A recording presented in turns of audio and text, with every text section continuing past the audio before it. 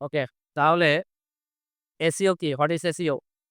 যদি খুব সহজ করে বলতে যাই তাহলে হচ্ছে আ Google এ র‍্যাংক বাড়ানোর জন্য বা হচ্ছে আমাদের ওয়েবসাইটকে Google এর শেষের দিক থেকে শুরুর দিকে আনার যে প্রক্রিয়া করা হয় বা যে কাজ করা হয় তাকেই এসইও বলে, হ্যাঁ? Google এর যেই পেজে হচ্ছে আমাদের অ্যা ওয়েবসাইট শো করে, আমাদের ওয়েবসাইটের যে রেজাল্ট শো করে, সেই পেজকে বলা হয় SERP, search engine result page, হ্যাঁ? তো যেমন এই যে এখানে দেখাই আমি একটু। জাস্ট এখানে যদি আমি একটা কিছু সার্চ দেই, এই ড্রোন লিখে সার্চ দিলাম। এই ড্রোন লিখে সার্চ দেওয়ার পরে এই যে পেজটা আছে, যে পেজটা আসছে, এইখানেই তো সব রেজাল্ট দেখাচ্ছে, তাই না? এই পেজটার নামই হচ্ছে এসইআরপি। এসইআরপিতে যে সবচেয়ে আগায় থাকতে পারবে তার বিজনেস সবচেয়ে ভালো হবে। তো মূলত এসইও তে এই কাজটাই করা হয় যে, আমার ওয়েবসাইটটা এসইআরপি তো এসইআরপিতে কোথায় থাকবে? এসইআরপিতে আমি যত সামনে আনতে পারবো, আমার বিজনেস তত ভালো হবে। তাহলে কি বলা যায়? আমার মানে কোন কোম্পানি বা কোন প্রোডাক্ট অথবা কোন সার্ভিস Google এর শেষের দিক থেকে শুরুর দিকে বা সামনের দিকে নিয়ে আসার প্রক্রিয়াকেই এসইও বলা হয় বা নিয়ে আসার কার্যক্রমকেই এসইও বলা হয়, হ্যাঁ? তো এইখানে এসইও এর একটা অ্যাব্রিভিয়েশন দেওয়া আছে। দেখি কি লেখা আছে? SEO is the process of improving your website to increase its visibility when people search for product or services related to your business on search engines like Google, হ্যাঁ? মানে বিভিন্ন সার্চ ইঞ্জিন আছে। যেমন হচ্ছে Google আছে, Bing আছে, এরপরে আছে Yahoo আছে। তো এই ধরনের অনেক সার্চ ইঞ্জিন আছে। তার মধ্যে জাস্ট আমরা Google টা নিয়ে আপাতত কাজ করব। তো এই Google এ যখন কেউ হচ্ছে কোন একটা প্রোডাক্ট বা একটা সার্ভিসের নাম লিখে সার্চ করে এবং সেই প্রোডাক্ট বা সার্ভিসটা যদি আপনার ওয়েবসাইটের যে সার্ভিস বা প্রোডাক্ট আছে সেইটার সাথে যদি রিলেভেন্ট হয়, সেই রিলেভেন্ট এর জন্য আপনার ওয়েবসাইটের যে ইয়াটা আছে, সার্ভিসটা আছে সেটা Google কি করবে? আপনাকে Google এর পেজের সামনের দিকে নিয়ে এসে শো করাবে ভিজিটরের কাছে। তবে সেটা অবশ্যই SEO ফ্রেন্ডলি হইতে হবে। ঠিক আছে? তো এখানে তাহলে কাজ করে কিভাবে? কোনো একজন ব্যক্তি যখন কোনো একটা সার্ভিস বা একটা প্রোডাক্টের নাম লিখে Google এ সার্চ করে, তখন ওই রিলেটেড কোনো প্রোডাক্ট বা কোনো সার্ভিস যদি আমাদের ওয়েবসাইটে থাকে, তাহলে Google আমাদের এই সার্ভিসটাকেও অন্যান্য যে আছে ব্র্যান্ড আছে বা কোম্পানি আছে তাদের সার্ভিসের সাথে আমাদের সার্ভিসটাকেও কি করবে? Google এ নিয়ে শো করাবে বা হচ্ছে সেই ভিজিটরের সামনে এনে শো করাবে, হ্যাঁ? এটাই হচ্ছে মূলত SEO এর কাজ বা SEO এই কাজটাই করে। the higher your site ranks, the more organic but free traffic you get. মানে আপনার ওয়েবসাইটটা যত বেশি র‍্যাংক করবে, Google এ যত বেশি র‍্যাংক করবে, তত বেশি আপনি অর্গানিক এবং ফ্রি ট্রাফিক পাবেন। ঠিক আছে? It's the ultimate cheat code for long term online success. এটা মানে অনলাইনে সাকসেসের জন্য একটা লং টার্ম প্রসেস, হ্যাঁ? তো এটা যদি আপনার একবার ঠিকঠাক মতো সেটআপ করা হয়ে যায়, একবার যদি আপনি আপনার ওয়েবসাইটে ঠিকঠাক মতো SEO করতে পারেন, তাহলে আপনি এটার ফলটা অনেক দিন পর্যন্ত ভোগ করতে পারবেন। লাইক আমি যে একটা ওয়েবসাইটের কাজ করছি, আমি একটা ওয়েবসাইটের SEO করে দিছি। সেই ওয়েবসাইটের একটা ফোকাস কিওয়ার্ড ছিল used laptop price in BD, হ্যাঁ? এই ওয়েবসাইটটার কাজ আমি করে দিছি। তো এই জাস্ট কিওয়ার্ডটা used laptop price in BD এই কিওয়ার্ডটা লিখে যদি সার্চ করি তাহলে এই ওয়েবসাইটটা কোথায় আসবে? Google এর এই যে এই SERP মানে সার্চ ইঞ্জিন রেজাল্ট পেজে একদম শুরুর থেকে চলে আসবে। হ্যাঁ? তাহলে আমরা একটু দেখি।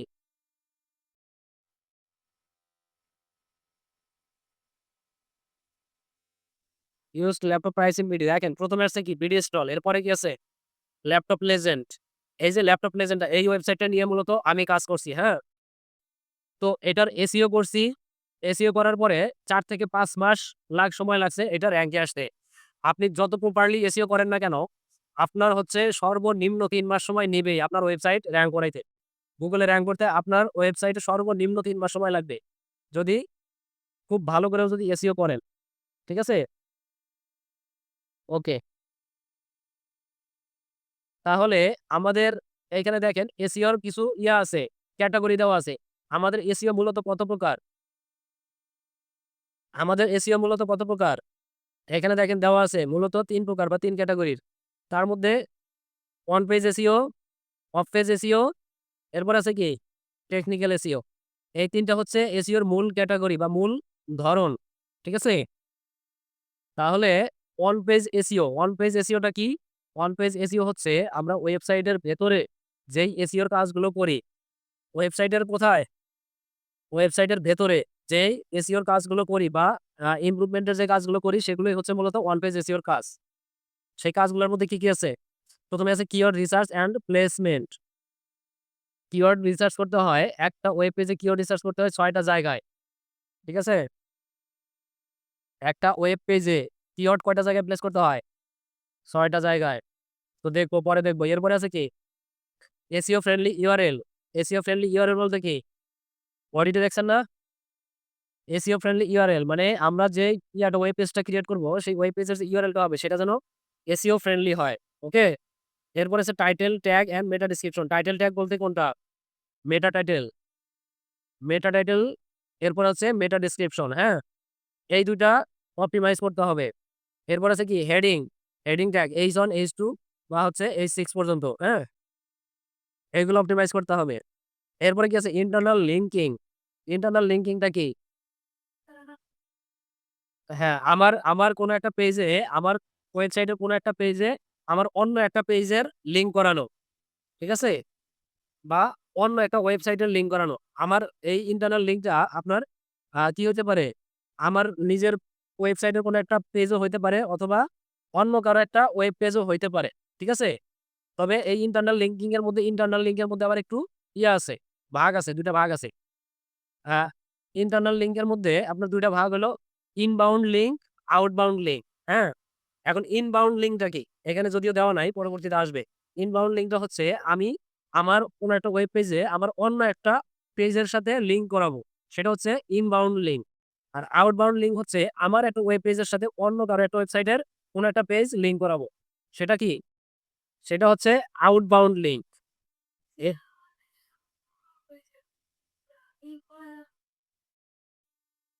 হবে। কি হবে সেটা পরে আসবো, হ্যাঁ? দেখবেন। এরপরে কি আছে?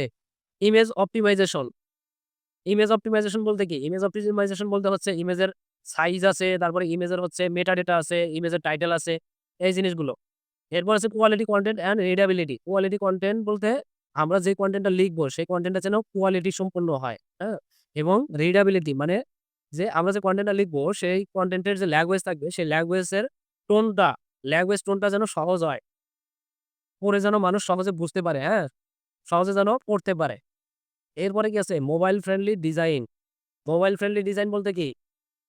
মানে আমার ওয়েবসাইটটা কম্পিউটারে যেমন সহজে নেভিগেট করতে পারতেছি, মোবাইলেও যেন সেরকম খুব সহজে নেভিগেট করা যায়। হ্যাঁ? বা মোবাইলে যেন সাপোর্ট করে।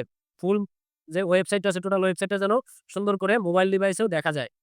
তো এখানে কি আছে আমাদের ওয়ান পেজ, এই ওয়ান পেজ এসইওর উদ্দেশ্যটা কি? Help search engines and humans understand your content better. মানে আমার ওয়েবসাইটের কনটেন্ট গুলাকে খুব ভালো করে সার্চ ইঞ্জিনকে এবং হিউম্যানকে বোঝানোর জন্য আমরা এই কাজগুলো করব, হ্যাঁ? এরপরে আছে কি? Of page SEO. Of page SEO বলতে কি? অফ পেজ এসইওটা হচ্ছে আমরা আমাদের ওয়েবসাইটের বাহিরে আমাদের সাইটের জন্য আমাদের সাইটের এসইওর কাজ করার জন্য বা আমাদের সাইটের এসইও ইমপ্রুভ করার জন্য ওয়েবসাইটের বাহিরে গিয়ে যে কাজগুলো করি সেগুলাই হচ্ছে অফ পেজ এসইও। মানে এই অফ পেজ এসইওর কাজ আমাদের কি করতে হবে না? আমাদের ওয়েবসাইটের ভেতরে করতে হবে না। এগুলা করতে হবে অন্য কারো ওয়েবসাইটে বা অন্য কোনো প্ল্যাটফর্মে বা অন্য কোথাও, অন্য কোনোভাবে, হ্যাঁ? সেখানে কি থাকতে পারে? ১ম এ আছে কি? ১ম এ আছে backlink, backlink from higher authority site. তো ব্যাকলিংকটা কি? ব্যাকলিংকটা হচ্ছে আমি আমার ওয়েবসাইটের জন্য অন্য কোনো ওয়েবসাইটে যখন লিঙ্ক আপ করাইয়া আসি, সেই ওয়েবসাইট গুলো থেকে ক্লিক করে সরাসরি যেন আমার ওয়েবসাইটে চলে আসতে পারে। এই যে একটা লিঙ্ক বানায় দিলাম, এই লিঙ্কটাই হচ্ছে মূলত ব্যাকলিঙ্ক, হ্যাঁ? তো এখন আমরা কি করব? ব্যাকলিঙ্কটা শুধু আন্দাজে একটা সাইটে করলেই হবে? নাকি একটু মানে ভালো মানের ওয়েবসাইটের সাথে করতে হবে যেই ওয়েবসাইটে ভিজিটর অনেক বেশি? এটার উদাহরণ দেন ২ একটা দেখি। আমরা Quora আছে, এরপর হচ্ছে LinkedIn আছে, Facebook আছে, Twitter আছে। তাছাড়া আরো অনেক বড়, বড় আছে ওয়েবসাইট আছে যেমন টেকটিউন আছে। টেকটিউন চেনেন কেউ? টেকটিউন চেনেন না। টেকটিউন বাংলাদেশের এক সময়কার সবচেয়ে জনপ্রিয় একটা টেক ওয়েবসাইট ছিল। এরপরে আছে কি? Social sharing. সোশ্যাল শেয়ারিংটা কি? আমার যে কনটেন্ট গুলো আছে, আমার সেই কনটেন্ট গুলো আমি আমার নির্দিষ্ট একটা প্ল্যাটফর্মে, নির্দিষ্ট সোশ্যাল মিডিয়াতে কি করব? শেয়ার করব। যেমন Facebook আছে, Twitter আছে, Instagram আছে। এইসব প্ল্যাটফর্মে আমরা কি করব? আমাদের কনটেন্ট গুলো শেয়ার করতে হবে। Guest posting. গেস্ট পোস্টিংটা কি? গেস্ট পোস্টিং হচ্ছে আমরা এই যে ব্যাকলিংক করলাম, এই ব্যাকলিংক করলাম এগুলো তো হচ্ছে এখানে আমাদের কি করা হইছে? আমাদের আগে অ্যাকাউন্ট ক্রিয়েট করতে হয়েছে। তারপরে আমরা পোস্ট করছি, তাই না? কিন্তু আপনার গেস্ট পোস্টিংটা হচ্ছে এমন কিছু ওয়েবসাইট আছে, এমন কিছু প্ল্যাটফর্ম আছে যেখানে হচ্ছে আপনি গিয়ে একটা অ্যাকাউন্ট জেনারেট করেও পোস্ট করতে পারবেন। অথবা যদি চান আপনি অ্যাকাউন্ট জেনারেট না করে জাস্ট গেস্ট হিসেবে সেখানে আপনি গিয়ে পোস্ট করে আসতে পারবেন।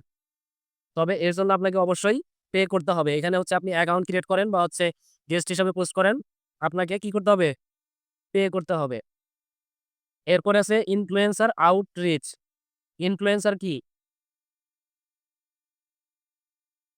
যারা সেলিব্রিটি, যারা কনটেন্ট ক্রিয়েট করে বা হচ্ছে যাদের ফেস ভ্যালু ভালো, হ্যাঁ? তাদেরকে দিয়া কি করা হয়? তাদেরকে দিয়া প্রমোট করা হয় বা বিজ্ঞাপন করানো হয়, অ্যাডভার্টাইজমেন্ট করানো হয়। আমি জাস্ট কিছুক্ষণ আগে ওই ক্লাসে একটা উদাহরণ দিয়েছিলাম যে, সাকিব আল হাসান, একে কে না চেনে বাংলাদেশের? সে বাংলাদেশের ১ নাম্বার ক্রিকেট প্লেয়ার, তাই না? তো সে যদি তার মুখ দিয়ে একটা কথা বলে, কোন একটা ব্র্যান্ড সম্পর্কে যদি বলে যে, "এই ব্র্যান্ডটা ভালো, আপনারা বিশ্বাস করতে পারেন।"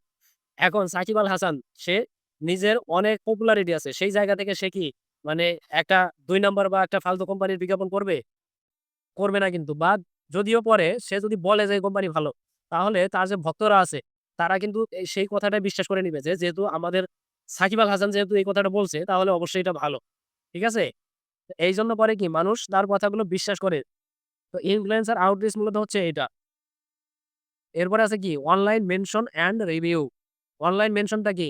মেনশন কি? আ আমি সহজ করে বলি, উদাহরণ দেই একটা। আপনি ধরেন একটা মোবাইল কিনবেন। সেই মোবাইলটা কি করবেন? আপনি সেই মোবাইলের জন্য Facebook এ দিলেন, পোস্ট করলেন। যে Facebook এ পোস্ট করলেন যে একটা মোবাইল কিনবো, কোন ব্র্যান্ডের মোবাইল কিনলে ভালো হবে। এখন এই যে আমাদের মতো যারা বিজনেসম্যান আছে, যাদের মোবাইলের বিজনেস আছে, তারা গিয়ে আপনাকে সুন্দর করে ৪-৫ টা মোবাইলের নাম বলবে। বলে আপনাকে নির্দিষ্ট একটা মোবাইলের কথা বলবে যে সবগুলোর সাথে করলে কম্পেয়ার করলে আপনার এই মোবাইলটাই বা এই ব্র্যান্ডটাই ভালো। তো এই ব্র্যান্ডটা যদি আপনি নিতে চান তাহলে আমাদের শপ আছে অমুক জায়গায় এবং শপের নামটাও এখানে মেনশন করে দিবে। ঠিক আছে? বা অমুকের শপ আছে সেই জায়গায় যাইতে পারেন। এই যে মেনশন করল, এটা হচ্ছে মূলত মেনশন। এরপরে আছে কি রিভিউ। রিভিউটা হচ্ছে আমরা দেখেন Facebook পেজে কিন্তু রিভিউ নিতে পারি। তো Facebook এ যদি আমরা চলে যাই, আচ্ছা আমরা একটা পেজে যাই, হ্যাঁ?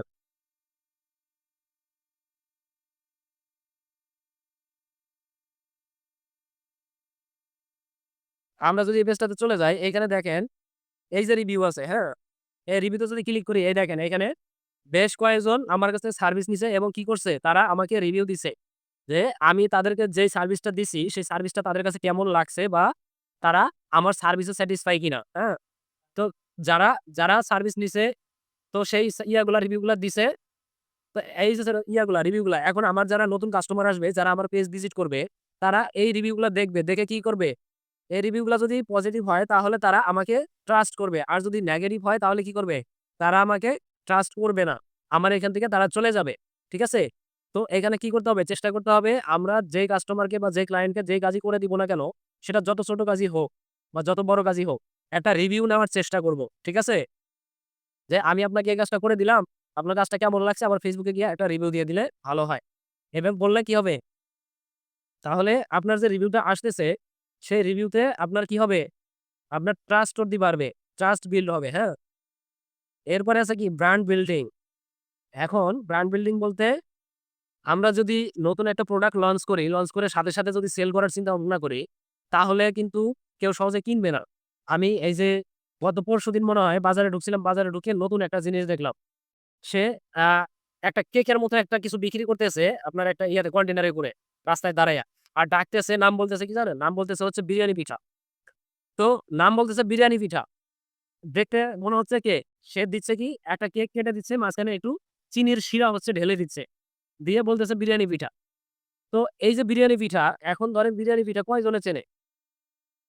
কেউই কিন্তু চেনে না। বিরিয়ানি পিঠা এই যে নামটা সে নিজে, নিজে নামটা কোথা থেকে যেন বের করছে বা হচ্ছে নিজে, নিজে নামটা দিছে। দিয়ে সে হচ্ছে এই জিনিসটা বিক্রি করতে আসছে। তো এখন যেই আসতেছে এসে কি করতেছে? দেখতেছে যে এই জিনিস তো জীবনেও খায় নাই। তো আবার দেখতে কেকের মতো লাগতেছে। যে খাইতেছে সে কেক মনে করে খাচ্ছে। আর যে মনে করতেছে যে এটা না জানি কি নতুন কি আসছে না আসছে, আন্দাজে কেমন লাগবে না লাগবে, তো হলো অনেকেই এভয়েড করে যাচ্ছে। যারা খাচ্ছে তারা কেক হিসেবে খাচ্ছে বা খাবার একটা জিনিস যেহেতু ওটা খাবারের জিনিস দেখতে ভালো দেখাচ্ছে যার কারণে ওইটা মানুষ কয়েকজন আরকি খাচ্ছে, সে বিক্রি করতেছে। কিন্তু এই যে একটা বিষয় যে সে কি করছে? নতুন একটা নাম বের করছে। এই নতুন একটা নাম। এখন আমি যদি কাউকে বলি যে, "বাজারে গিয়ে বিরিয়ানি পিঠা কিনে নিয়ে আসো।" সে কি খুঁজে পাবে? এটা কি সম্ভব? তো এই হচ্ছে বিষয়। কিন্তু সে যদি বিরিয়ানি পিঠাটা আগে খুব ভালো করে মার্কেটিং করত বা হচ্ছে একেবারে পুরা মুন্সিগঞ্জ এলাকায় সব এলাকায় যদি এটা পরিচিতি পাইতো, তখন কি হইতো? তখন এই যে আমি আপনাদেরকে বললাম যে, "বিরিয়ানি পিঠা চিনেন কিনা?" আপনি কিন্তু সাথে, সাথে বলতেন, "হ্যাঁ স্যার চিনি, খাইছি।" তাই না? তো এই কাজটা করতে হবে। আমাদের আগে ব্র্যান্ডটা এমনভাবে বিল্ডিং করতে হবে যেন মানুষের কানে যাওয়ার সাথে সাথেই বলে যে, "হ্যাঁ, আমি এই জিনিসটা চিনি।" আপনি এখন নতুন একটা ব্র্যান্ড লঞ্চ করবেন, করে কি করবেন? যখন বিক্রি করতে যাবেন তখন সে যদি বলে যে, "এটার যদি জীবনে নামই শুনি নাই, কিনবো কিনা কি হইব?" এরকম যেন না হয়। সে যেন বলে যে, "হ্যাঁ, আপনি যেটা বিক্রি করতে আসছেন আমি তো এটা বেশ কিছুদিন থেকে দেখতেছি, আমি এটা চিনি। ঠিক আছে তাহলে নিয়ে নেই।" অফ পেজ এসইও কি জন্য করব? Increase your site's credibility so Google sees you as a trustworthy score source. তো এইখানে হচ্ছে আমরা কি করব? আমাদের এই অফ পেজ এসইও টা করতে হবে Google এর কাছে আমাদের trustworthy বিল্ড করার জন্য, হ্যাঁ? Technical SEO. টেকনিক্যাল এসইও টা কি? টেকনিক্যাল এসইও হচ্ছে আমরা আমাদের ওয়েবসাইটের এসইও স্কোর বৃদ্ধি করার জন্য ওয়েবসাইটের ভেতরে টেকনিক্যাল পার্টের যে কাজগুলো করি সেটাই হচ্ছে টেকনিক্যাল এসইওর কাজ, হ্যাঁ? টেকনিক্যাল পার্ট কি থাকতে পারে? কি হইতে পারে? Fast loading speed.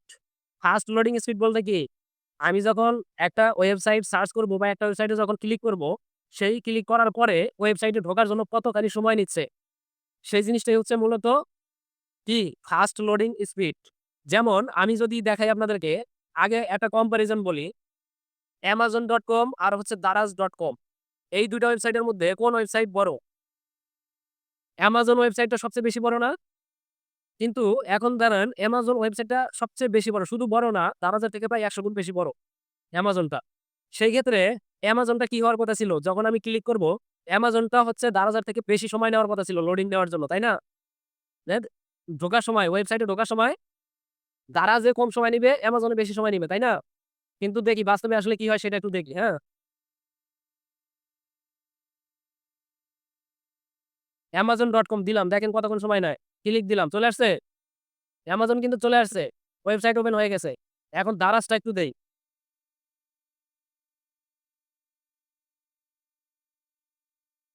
Daraz লেখা সময় ক্লিক দিয়েছে কিন্তু। এই দেখেন Daraz এ ক্লিক দিছি কিন্তু। আচ্ছা, ডাবল ডি হইছে না? আচ্ছা এটা দিলাম। দেখেন, এটা কিন্তু দেরি হচ্ছে। এটা লোডিং স্পিডটি কিন্তু কম বা এখন হয়তো আরো একটু বেশি নিচ্ছে। ওই ল্যাবে যখন আমি সার্চ করছি তখন এই সাইটটা আরো অনেক বেশি সময় নিছে, হ্যাঁ? হওয়ার কথা ছিল কি? যে Daraz টাই কিন্তু তাড়াতাড়ি আসার কথা ছিল। Amazon এর চেয়ে Daraz কিন্তু বেশি ফাস্ট আসার কথা ছিল। কারণ Daraz টা ছোট ওয়েবসাইট, তাই না? এটা নির্ভর করে হচ্ছে আমাদের এই ইয়ার উপরে, টেকনিক্যাল এসইও এর উপরে। ওকে, এরপরে আছে কি মোবাইল রেসপন্সিভনেস। মোবাইল রেসপন্সিভনেস বলতে কি? আমার যে ওয়েবসাইটটা আছে বা আমার যে ওয়েব পেজটা আছে, আমি যে ডিজাইন করতেছি সেই ডিজাইনটা যেন যত সহজে হচ্ছে আমি কি করি? যত সহজে আমি কম্পিউটারে ভিজিট করতে পারি, ঠিক সেম ভাবে খুব সহজে যেন মোবাইলেও ভিজিট করতে পারি। এখন ধরেন আমি একটা ওয়েবসাইট ভিজিট করতেছি, কম্পিউটারে দেখতেছি খুব ভালো। কিন্তু আমার কি যখন মোবাইলে ভিজিট করব, মোবাইলে যদি আমার ওয়েবসাইটটা কি করতে হয়? যদি জুম ইন করতে হয় বা জুম আউট করে দেখতে হয় অথবা সাইডে এদিক সেদিক যদি স্ক্রল করে দেখতে হয়, তাহলে সেটা কি হবে? সেটা কিন্তু ইউজারদের জন্য নেগেটিভ ইফেক্ট করবে, হ্যাঁ? তো সেই জিনিসটা রাখা যাবে না। এরপরে এসএসএল সার্টিফিকেট। এসএসএল সার্টিফিকেটটা কি? বলছিলাম অডিটের সময়। এসএসএল সার্টিফিকেট কি? Security certificate. এই এসএসএল এর ফুল অ্যাব্রিভিয়েশন কি? Secure socket layer. Secure socket layer, হ্যাঁ? তো এই যে এইচটিটিপি তারপর কি আছে? এস আছে। মূলত এই সার্টিফিকেটটা আছে কিনা সেটা বোঝানো হয় এইচটিটিপি করে এই এস দিয়া, হ্যাঁ? যেগুলা এস থাকে না ওইগুলাই দেখবেন যে ওয়ার্নিং দিয়ে দেয়। ঠিক আছে? এস থাকা মানেই সিকিউর। এরপরে আছে এক্সএমএল সাইট ম্যাপ। এটা কি? সাইট ম্যাপ আছে কিনা না? এক্সএমএল সাইট ম্যাপটা কি? এটা হচ্ছে আমাদের রোবটের জন্য অথবা Google বটের জন্য কাজ করে, হ্যাঁ? এই এক্সএমএল সাইট ম্যাপটা আমাদের কিসের জন্য কাজ করে? Google এর বটের জন্য বা হচ্ছে আমাদের রোবটের জন্য, ওয়েবসাইটের রোবটের জন্য কাজ করে। এই এক্সাম্পল সাইট ম্যাপটা থাকলে আমাদের রোবট বুঝতে পারে যে আমার এই ওয়েবসাইটে কোথায় কোন পেজটা আছে বা কোথায় কোন কনটেন্টটা আছে।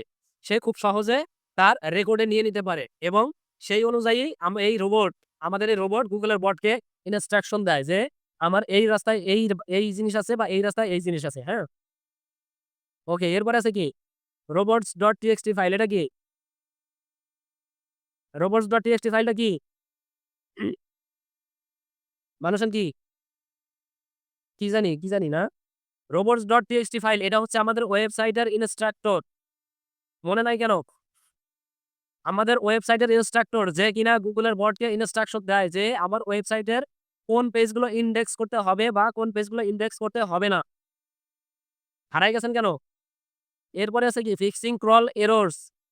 এখন আমি যে করলাম, আমার যে একটা ওয়েবসাইট ক্রিয়েট করলাম, ওয়েবসাইট ক্রিয়েট করার পরে আমার কতগুলা পোস্ট আছে, কতগুলা পেজ আছে বা কতগুলা প্রোডাক্ট আছে, এই জিনিসগুলো আমি কি করব? আমি গুগলের কাছে রিকোয়েস্ট করব বা ইনডেক্সের জন্য দিব। ইনডেক্সের জন্য দেওয়ার পরে আমার সবগুলা পেজ বা সবগুলা পোস্ট অথবা সবগুলা প্রোডাক্ট একসাথে ইনডেক্স হবে না। কিছু পেজ থাকবে যেখানে এরর দেখাবে। কি ঝামেলা আছে সেই ঝামেলাগুলো আমাদের কি করতে হবে? ফাইন্ড আউট করতে হবে। করে সেইগুলাকে আবার হচ্ছে ফিক্সিং করতে হবে। ফিক্সিং করে আবার রিক্রল এ দিতে হবে। এরপর আছে structure data, schema markup. Structure data কি? স্ট্রাকচার ডাটাটা হচ্ছে আমাদের টোটাল ওয়েবসাইটের যত ইনফরমেশন আছে, সম্পূর্ণ ইনফরমেশন কোডিং আকারে একটা জায়গাতে স্টোর থাকে। ঠিক আছে? এই কোডিং আকারে থাকে, এগুলো থাকে হচ্ছে আমাদের ওয়েবসাইটের ব্যাক এন্ডে। যেমন আমি আপনাদেরকে কি দেখাইছিলাম? একটা সার্চ টার্ম দেখাইছিলাম।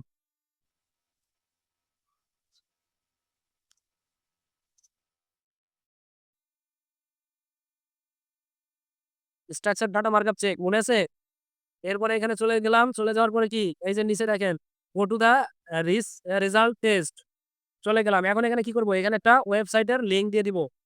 তো ধরেন এই লিংকটা দিয়ে দিলাম। দেওয়ার পরে আবার এখানে চলে আসি। সমস্যা কি? এখানে দিয়ে দিলাম।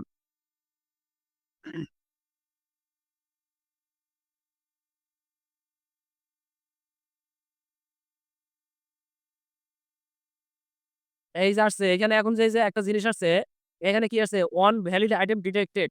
এখন এই জিনিসটা আমি আপনাদেরকে একটু প্রশ্ন করব। এই যে ওয়ান ভ্যালিড আইটেম ডিটেক্টেড এটার মানে কি? মানে এখন এটাতে কি বুঝাইছে? আমার কি স্ট্রাকচার ডাটা মার্কআপ আছে নাকি নাই? বলেন। আছে আছে আছে পক্ষে কয়জন আছেন? হাত তোলেন। হাত তোলেন, বড় করে হাত তোলেন। আছের পক্ষে কয়জন? আপনারা হাত উঠান বড় করে। আমি গুনবো। ১ জন, ২ জন, ৩ জন, আর কয়? ৪ জন, ৫ জন, আবার মনে হাত তোলে। ৬ জন, ৭ জন। আচ্ছা ধরেন ৭-৮ জন আছে যে এটা আছে, ডাটা মার্কআপটা আছে। আর বাকিরা কি? নাই। তাই না? তাহলে এইখানে আমি বলি এখন আপনাদেরকে, ওয়ান ভ্যালিড আইটেম ডিটেক্টেড এবং এখানে টিক চিহ্ন আছে। যেখানে সবুজ করে দিয়ে একটা টিক চিহ্ন দেওয়া আছে। এইখানেও আপনাদের বলতে এত ভয় কিসের যে এইখানে ডাটাটা আছে? আমি তো করবোই। প্রশ্ন তো এভাবেই করব। আপনাকে ভাইবা দেওয়ার থেকে আরো কঠিন পাবে, আরো পেঁচাবে। আপনাকে আরো পেঁচাবে। তো এইখানে তো আপনারা হচ্ছে রেজাল্টটা দেখতেছেন one valid item detected. Valid মানে কি? ভ্যালিড মানে তো ভালো, সঠিক এবং ডিটেক্টেড মানে কি? ধরা পড়ছে। তাই না? তো একটা ভালো আইটেম এখানে খুঁজে পাওয়া গেছে এবং এখানে সুন্দর করে টিক চিহ্ন দেওয়া আছে। কালারটা সবুজ করা আছে। তাইলে এইখানে কেন ভয় পাইলেন রাজি হইতে বলেন? আপনাদেরকে এরকম কনফিউজড কিছু প্রশ্ন আসবে। কনফিউজ করা কিছু প্রশ্ন করবে। আর আমি আপনাকে মনে হয় না যে খুব বেশি কনফিউজ করছি। জাস্ট আমি জিজ্ঞেস করছি যে আছের পক্ষে কয়জন আছে? এইটুকুতে কি কনফিউজ হয়ে গেলেন?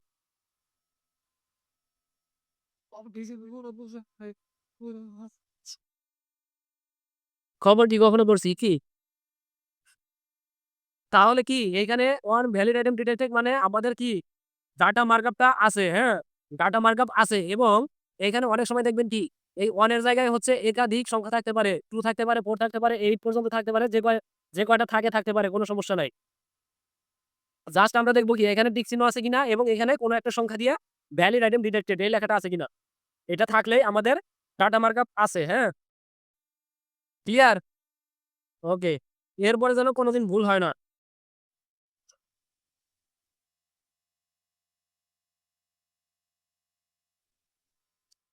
এরপরে কি আছে? এরপরে আছে আমাদের কি আছে আরো ২ টা, এই যে ৩ টা গেল technical SEO, local SEO, sorry technical SEO, a of page SEO, on page SEO, হ্যাঁ? এই ৩ টা যে গেল, এই ৩ টার বাহিরে আমাদের আরো ২ প্রকার এসইও আছে। এই ৩ টার বাহিরে আমাদের আরো ২ প্রকার এসইও আছে। তবে মেইন হচ্ছে এই ৩ প্রকার, হ্যাঁ? তো আমাদের এর বাইরে আরো ২ প্রকার আছে। সেই ২ প্রকার কি? টেকনিক্যাল সরি লোকাল এসইও এবং গ্লোবাল এসইও। ঠিক আছে? লোকাল এসইও এবং কি? Global SEO. তো লোকাল এসইও এবং গ্লোবাল এসইও টা হচ্ছে আমি একটু এদিকে দেখাই। আচ্ছা এখান থেকে একটু আলোচনাটা শেষ করে আসি। তো লোকাল এসইও এর মধ্যে কি আছে? বা লোকাল এসইও টা কি? লোকাল এসইও হচ্ছে আপনি যদি নির্দিষ্ট কোনো জায়গাতে যদি বিজনেস করতে চান, সেই নির্দিষ্ট কোনো জায়গার জন্য যদি আপনি আপনার বিজনেসটাকে এসইও করেন, তখন সেটাই হবে লোকাল এসইও। সহজ করে বলতে গেলে আমি নির্দিষ্ট কোনো লোকেশন টার্গেট করে যদি কোনো প্রোডাক্ট এসইও করি, সেটাই হবে কি? Local SEO. ঠিক আছে? তো লোকাল এসইও এর জন্য আমাদের কি করতে হবে? Google my business optimisation. Google মাই বিজনেসটা কি? জিএমবি কি? Google মাই বিজনেস হচ্ছে Google এর একটা বিজনেস প্রোফাইল। যেমন আমি দেখাই আপনাদেরকে। এই যে আমি সার্চ দিছি কি ম্যাক্সিমাম ডিজিটাল এটা লিখেছে সার্চ দিছি। এই যে দেখেন আমার একটা Google বিজনেস প্রোফাইল চলে আসছে এবং এইখানে আমাদের নির্দিষ্ট একটা কি আছে? নির্দিষ্ট একটা লোকেশন দেওয়া আছে। ঠিক আছে? এটার লোকেশন দেওয়া আছে কি? আমার এই বিজনেসের লোকেশন দেওয়া আছে কল্যাণপুর। তো যাই হোক এই বিজনেস প্রোফাইলটাকে আমাদের কি করতে হবে? অপটিমাইজ করতে হবে। সুন্দর করে অপটিমাইজ করতে হবে। এখানে যা ইনফরমেশন প্রয়োজন সব দিতে হবে। ঠিক আছে? ওকে এরপরে কি আছে? Local listing and citation. Local লিস্টিংটা কি? লোকাল লিস্টিং বলতে হচ্ছে আমাদের এই যে বিজনেসটা, এই বিজনেস এই বিজনেসটা লিস্টিং করার জন্য বিভিন্ন ওয়েবসাইট আছে। যেসব ওয়েবসাইটে গিয়ে আমরা কি করতে পারি? ডিরেক্টরি সাবমিশন করতে পারি। ডিরেক্টরি সাবমিশন করার কিছু ওয়েবসাইট আছে। সেই ওয়েবসাইটগুলা এইখানে আছে, হ্যাঁ? এইখানে দেখেন। এখানে আছে Google মাই বিজনেস, এরপর আছে Facebook বিজনেস পেজ, এরপর আছে Yelp, Bing প্লেস, Trustpilot। এখানে দেখেন বেশ কয়টা ওয়েবসাইট দেওয়া আছে। তো এই ওয়েবসাইটগুলোতে আমরা কি করতে পারবো? আমাদের বিজনেস সম্পর্কে বা আমাদের বিজনেসের ডাটা এখানে সাবমিট করে রাখতে পারবো বা আমাদের বিজনেসটাকে এখানে শো অফ করাইতে পারবো। ঠিক আছে? ওকে এরপরে কি আছে? Review and rating. Review and rating কি? একটু আগেই বলছি। রিভিউ অ্যান্ড রেটিংটা হচ্ছে জাস্ট আপনি যে প্রোডাক্টটা বা যে সার্ভিসটা সেল করতেছেন, সেই সার্ভিস সম্পর্কে কি করবেন? বায়ারদের কাছ থেকে বা কাস্টমারের কাছ থেকে রিভিউ নিয়ে নিবেন এবং রেটিং নিয়ে নিবেন। ঠিক আছে? তা রিভিউটা কি কাজে লাগে? রিভিউটা হচ্ছে আপনি যখন দারাজে কোনো কিছু কিনতে যাবেন বা যেকোনো একটা ওয়েবসাইটে কোনো কিছু কিনতে যাবেন, তখন আপনি এই রিভিউটা দেখে বুঝতে পারবেন যে, যে প্রোডাক্টটা কিনতে যাচ্ছেন সেই প্রোডাক্টটা ট্রাস্টওর্দি কিনা। সেই প্রোডাক্টটা সম্পর্কে আ মানুষ কি বলছে, নেগেটিভ কিছু বলছে নাকি পজিটিভ কিছু বলছে, সেখান থেকে দেখতে পারবেন। যেমন এখানে যদি আমি দেখাই,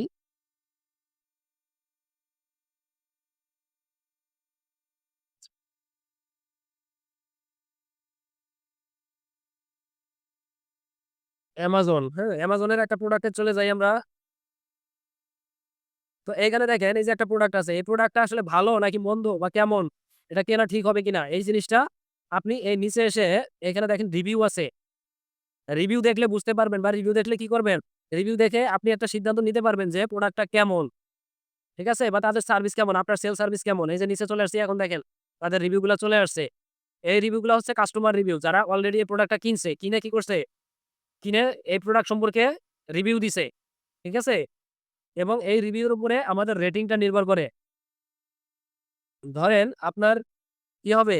এখানে যদি ১০০ জন মানুষ যদি হচ্ছে ইয়া করে রিভিউ করে, রিভিউ পোস্ট করে এবং ১০০ জন মানুষ যদি কি করে ৫ এর মধ্যে ৪ করে দিয়ে থাকে, রিভিউ যদি ৫ এর মধ্যে ৪ করে দিয়ে থাকে ১০০ জন মানুষ, তাহলে আমার প্রোডাক্টের টোটাল রেটিং কত হবে? টোটাল রেটিং হবে ৪। ঠিক আছে? যেমন এখানে দেখেন, আ এইখানে কতগুলা রেটিং আছে? ২৬৭ রেটিং আছে, হ্যাঁ? বা রিভিউ আছে ২৬৭ রিভিউ আছে। ২৬৭ রিভিউর মধ্যে আমার রেটিং কত আসছে? 4.6 আউট অফ 5 মানে এখানে টোটাল কাউন্ট অফ রেটিং হচ্ছে 5 সেখানে আসছে কত? 4.6 তো 5 এর মধ্যে যদি 4.6 আসে তাহলে এখানেও দেখতে হবে যে কতগুলা মানুষ এটা রেটিং করছে বা রিভিউ করছে।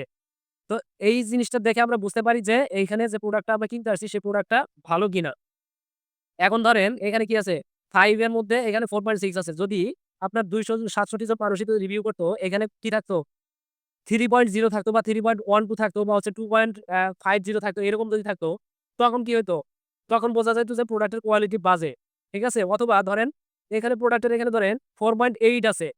4.8 আছে, কিন্তু হচ্ছে আপনার এখানে কি রিভিউতে আছে মাত্র 5টা বা 6টা 7টা এইরকম।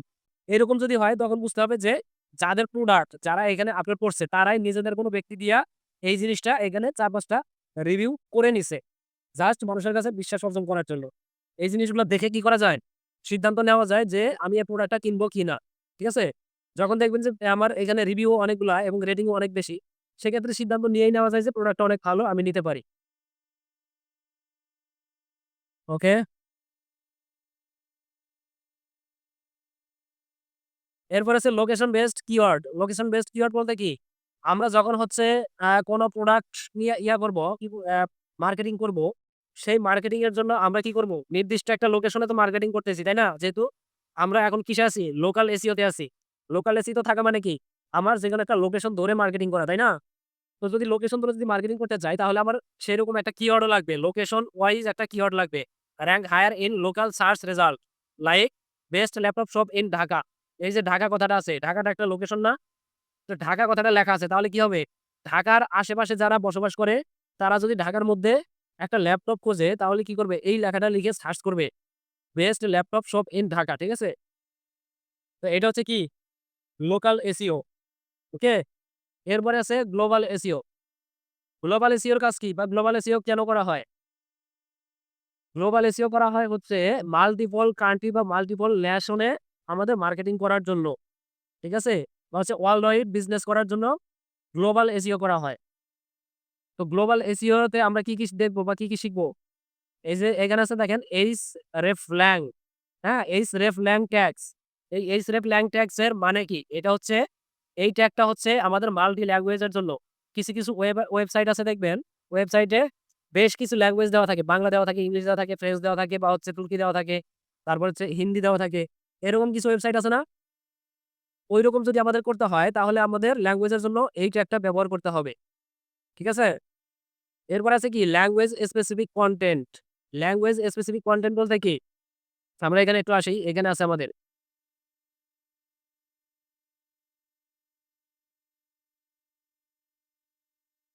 এখানে দেখেন language specific content. Language specific content means creating unique version of your website's content in different language. মানে আমার ওয়েবসাইটটা আমার যে ওয়েবসাইট আছে সেই ওয়েবসাইটটা এবং ওয়েবসাইটের যে কনটেন্ট আছে সেই কনটেন্ট গুলা মাল্টি ল্যাঙ্গুয়েজে আমাকে ইউনিক ভাবে ক্রিয়েট করতে হবে। ঠিক আছে?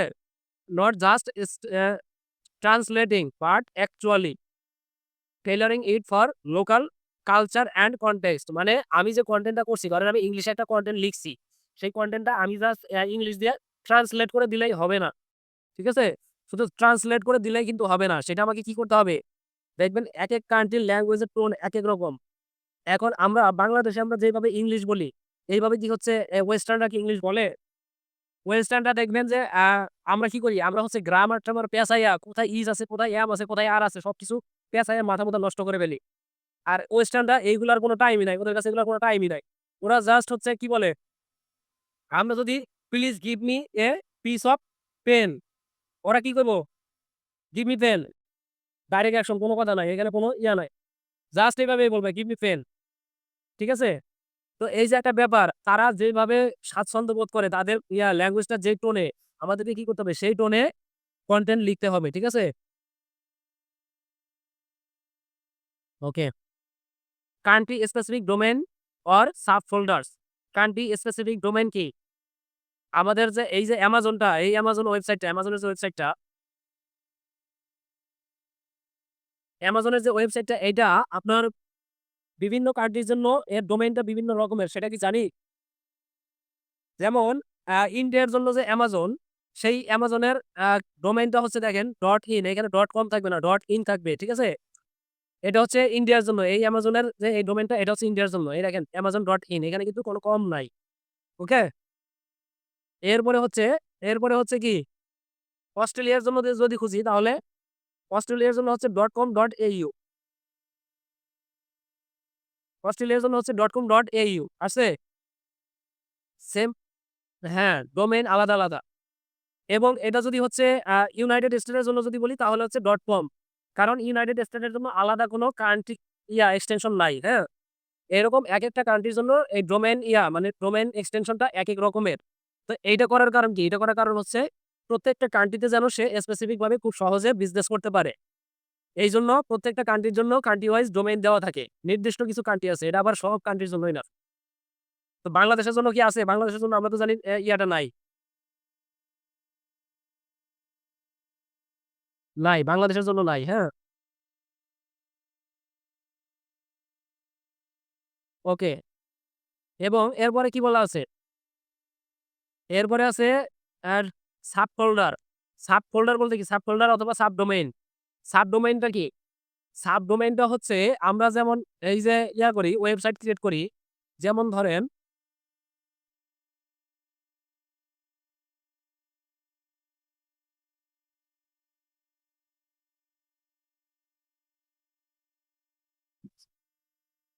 maximardigital.com এটা হচ্ছে আমাদের কি মূল ডোমেইন, হ্যাঁ?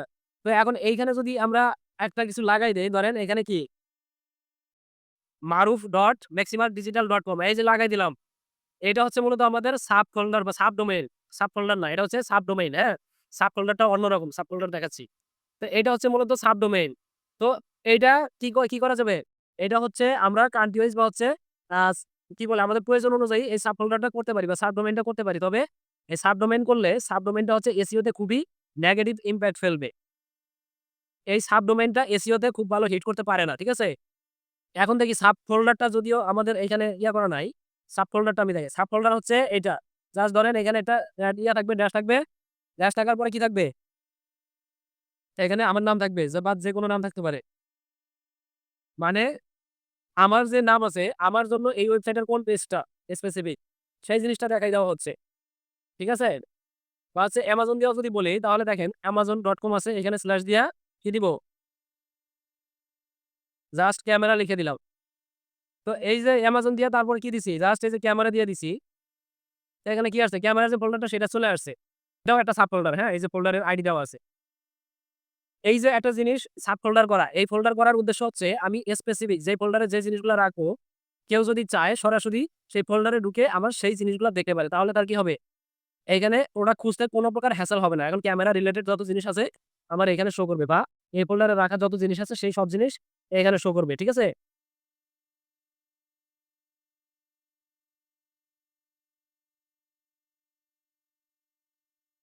ওকে।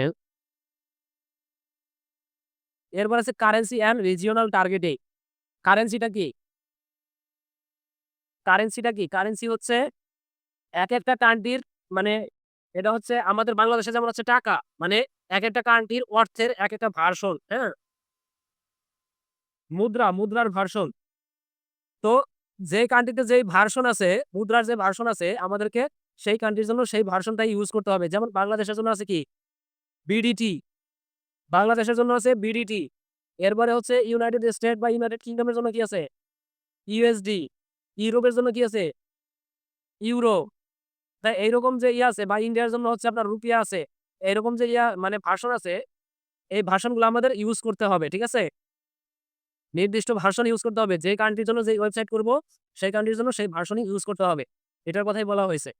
ওকে, তাহলে আমরা কি করলাম? আমরা এইখানে লোকাল এসইও এবং গ্লোবাল এসইও টোটাল কিন্তু আলোচনা করে ফেলছি। এইখানে সবকিছু মোটামুটি শেষ। এখন আমাদের কি করতে হবে? আমাদের যে মেইন ৩ টা টপিক আছে, এই ৩ টা টপিক নিয়ে আমাদের হিউজ কাজ করতে হবে। অনেক কাজ আছে এখানে। ঠিক আছে?